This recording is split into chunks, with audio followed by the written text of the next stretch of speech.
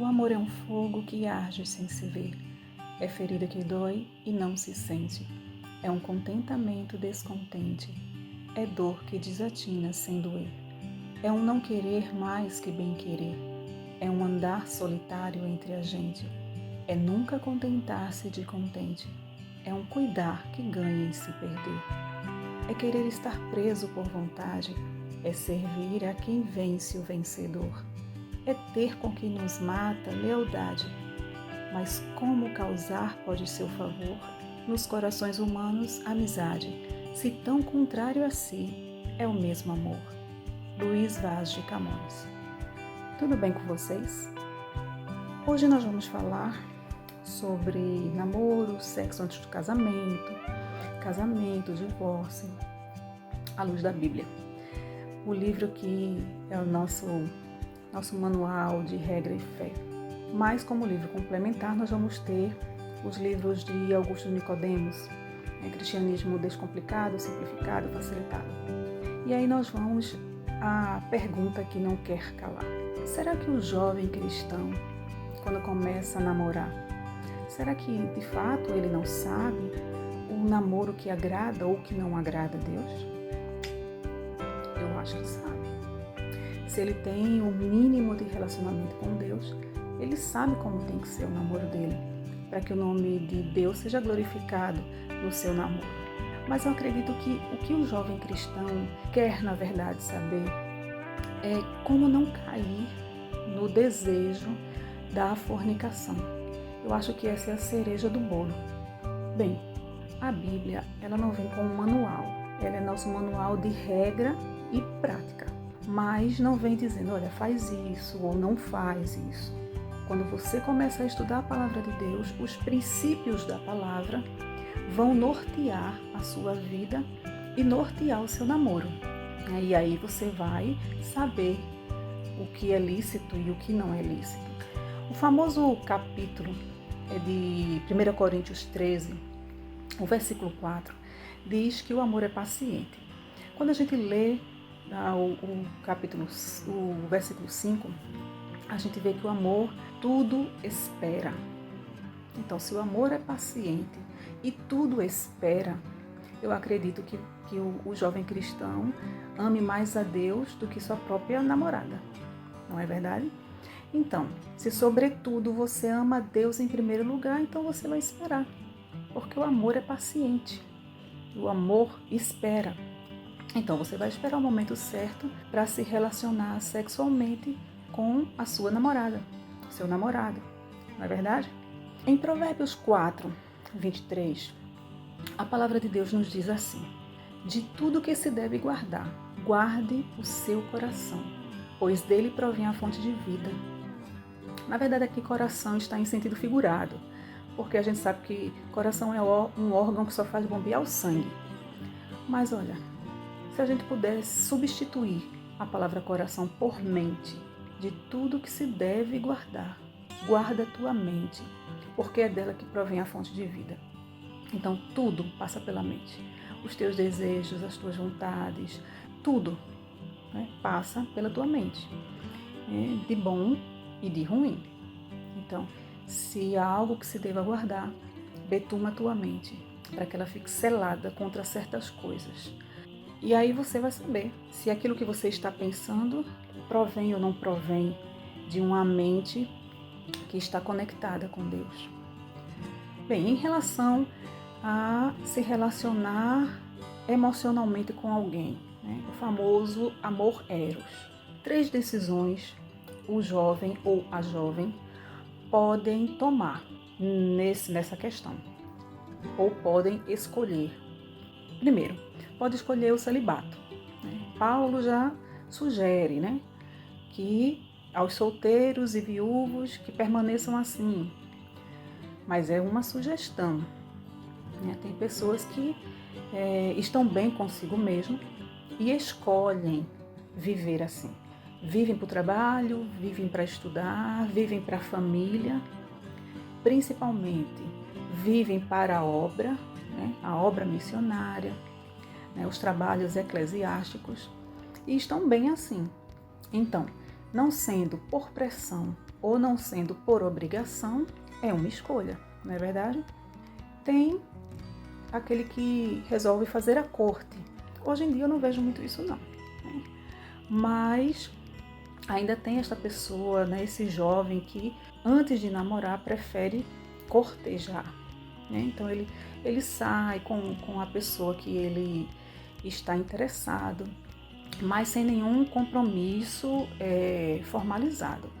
Ele vai ao cinema, ele lancha, não há contatos físicos e ele fica observando a atitude daquela pessoa, ou ele se revela o que sente, e ambos ficam orando e ficam no período de cor, para depois tomar uma decisão se após a observação que ambos fizeram, vão namorar ou não.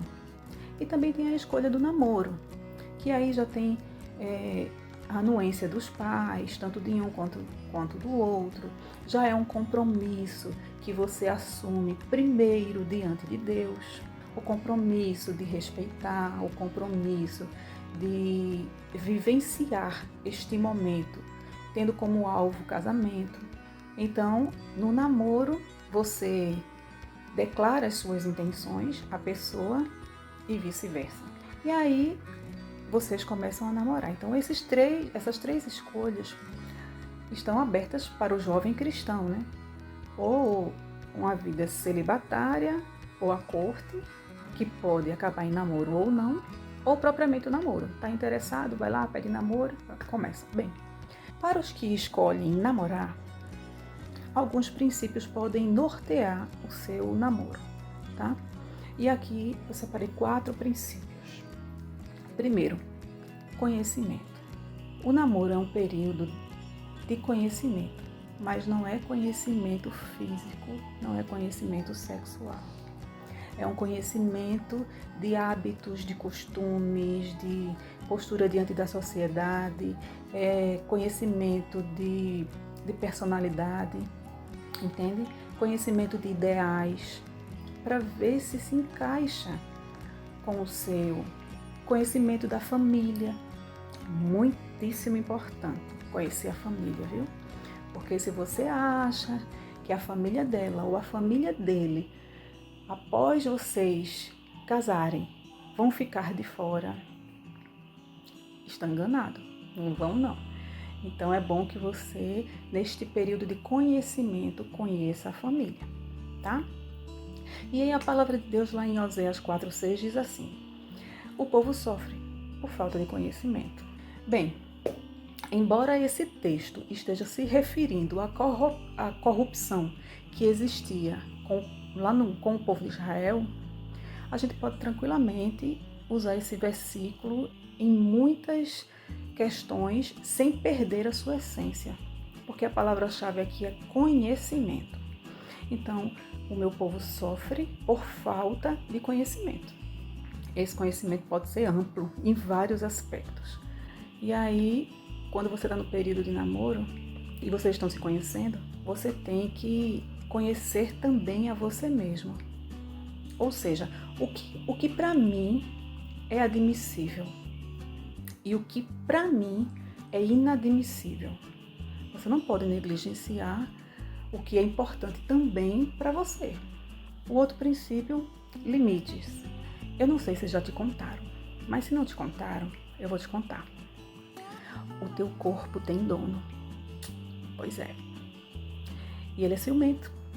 E o que é que eu quero dizer com isso? Você é templo e morada do Espírito Santo de Deus. Então, tu és um vaso, e esse vaso ele tem que se manter em honra. Ele tem que se manter em santidade. Porque quem habita dentro dele é santo, é puro. Então, o segundo princípio é limites. Você conhece o limite do seu corpo e você conhece o seu Deus. Então, imponha limites. Aqui, sinal verde. Amarelo, vermelho. É você que diz isso. O outro princípio, conselho. Procure aconselhar-se com pessoas maduras. pessoas que já tiveram e que têm experiência empírica, já passaram por aquilo, sabe como é. Principalmente os pais. Eu sei que parece muito clichê isso, né? Mas escute o conselho dos seus pais. Se por acaso os seus pais não têm uma base cristã, não seguem princípios bíblicos, pode ser que os conselhos que venham a lhe dar sejam bons e pode ser que não. Pais não são perfeitos. Eles se esforçam fazendo o seu melhor, mas nem sempre acertam. Mas uma coisa eu tenho certeza, com ou sem princípios cristãos, eu tenho certeza que não existe pais que vão dar conselhos para destruir um filho. Então, escuta. O que é bom você retém. O que você acha que não serve, você guarda numa caixinha. Deixa lá no cantinho, né? Se um dia você precisar, você vai lá e pega para você o conselho, né? Mas escute conselhos, não apenas dos seus pais, mas das pessoas que já passaram por essa fase de, como eu posso dizer, de dúvidas, de conhecimento, de desejo, de desafios do namoro. Então, pessoas que já passaram por isso têm muito a acrescentar. Não quer dizer que vão estar 100% certos, mas na maioria das vezes tem conselhos muito bons. Então, é isso, gente. E o quarto é julgo igual ou julgo desigual. Fala-se muito sobre procure alguém que tenha o julgo igual ao seu, porque o julgo desigual não dá certo. Mas você sabe o que é julgo? O julgo, ele era uma parte, uma peça de madeira que servia para ligar dois animais. Geralmente 2 bois ou 2 vacas que estavam encarregados de fazer o plantio. Então, aquela madeira fazia com que eles fossem para o mesmo lugar e que não houvesse sobrecarga nenhum e nem no outro. Então, geralmente, colocava-se o jugo em 2 animais para puxar carroça ou arado, para cuidar e cultivar a terra. E por que não se utilizava animais de espécies diferentes? Imagine um jugo sobre um boi e um burrinho. Eu acho que não vai dar certo. São espécies diferentes, com a massa corpórea diferente, então eles vão ter passadas diferentes, um vai para um lado, o outro vai para o outro, um vai ficar sobrecarregado. Então, o jugo igual, a intenção do jugo ser igual, dessa peça de madeira estar sobre animais da mesma espécie, era justamente para que os animais estivessem coesos naquilo que fossem fazer, nas suas tarefas. Então eles iam para o mesmo lugar, eles tinham a mesma direção. Eles não ficavam sobrecarregados porque o peso era dividido para os dois igualmente. Então essa era a função do jugo. Com o povo de Israel também se usava, quer dizer, a gente usa hoje, né? Esse exemplo do jugo desigual, quando a gente fala de namoro. E lá com o povo de Israel não era diferente. Quando a gente vai folheando o Velho Testamento, a gente vê que muitos homens, grandes homens de Deus, pegaram para si, tomaram para si esposas que tinham linhagem diferente, mulheres pagãs que não adoravam o Deus de Israel. E esses homens acabavam adquirindo costumes e hábitos dessas mulheres, desagradando a Deus, porque geralmente elas eram politeístas. Então eles acabavam adorando os deuses delas. Então veja a importância de um jugo igual. Então, quando a gente fala sobre jugo igual ou desigual, tem uma passagem na Bíblia que fala, e é bem interessante sobre isso. Veja aí, 2 Coríntios 6, versículo 14 e 15, diz assim: não vos coloqueis em jugo desigual com os incrédulos, porquanto que sociedade pode haver entre a justiça e a iniquidade? Ou que comunhão da luz com as trevas? Que harmonia há entre o crente e o maligno? Ou que união entre o crente e o incrédulo? A palavra de Deus aqui ela está sendo muito clara e muito objetiva. Aí você pode dizer para mim assim: mas Helena, e se eu me apaixonar por uma pessoa que não é evangélica? O que é que eu faço? Olha, a palavra de Deus já disse o que você tem que fazer, né? Não serei eu a dizer fique com esta pessoa ou não fique com esta pessoa. A palavra de Deus está dizendo que não há comunhão entre julgos que são desiguais. Mas vamos supor que você tem um namorado ou tem uma namorada e você aceitou o evangelho. Como é que fica? Permaneça com a pessoa, traga esta pessoa para a igreja, ganhe esta pessoa para Jesus. Seja você a pessoa que vai evangelizar, mostrar como é diferente a vida de um jovem com Cristo.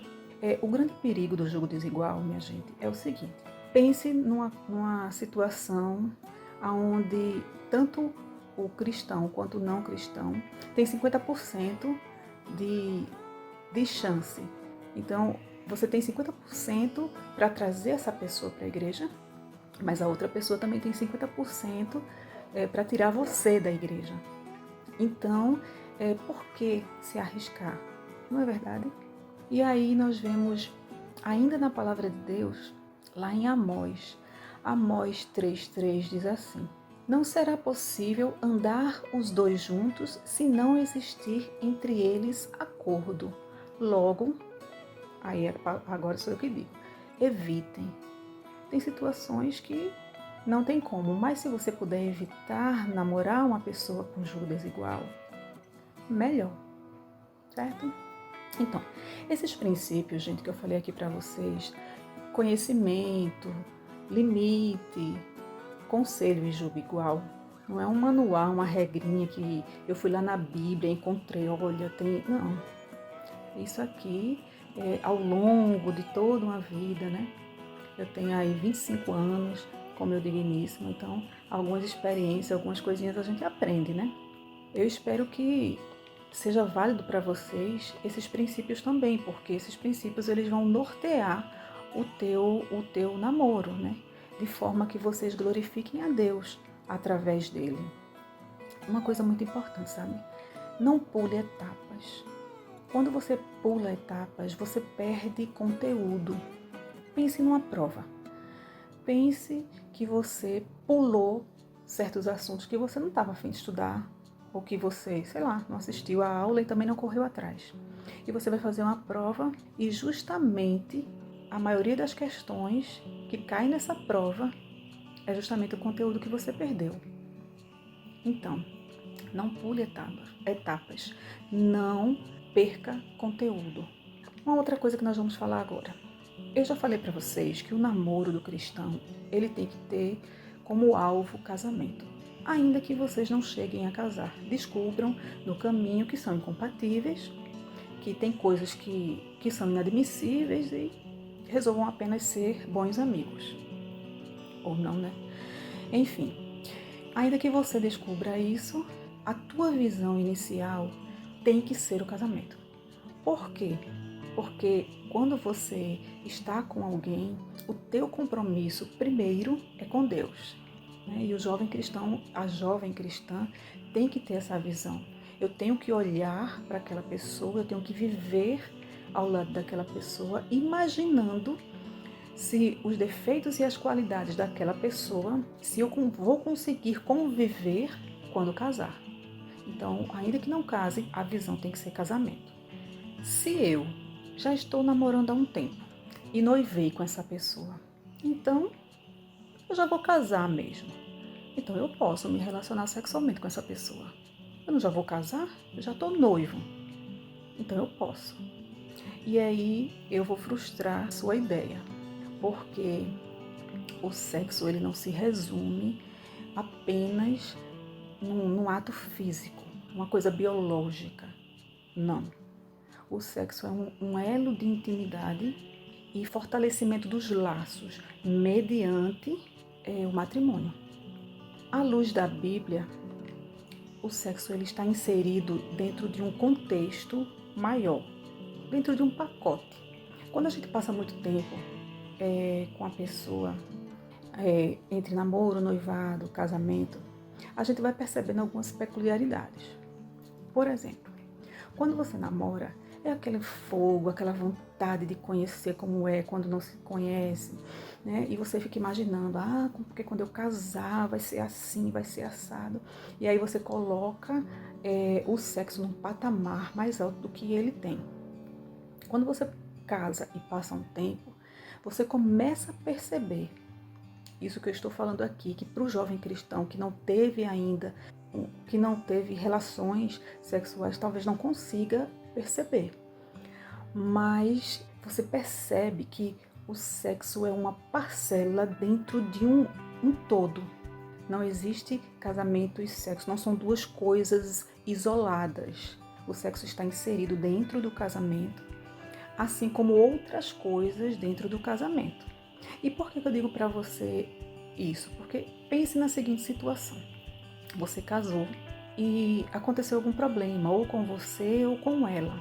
E vocês ficaram impedidos de ter relações por um período longo. E aí? Você vai acabar o casamento porque não tem sexo? Entende? Então, o sexo é importante, né? Mas é uma parte, não é o todo. E aí você vai percebendo ao longo dos anos, ao longo da vida, que é apenas um ponto, num contexto bem maior.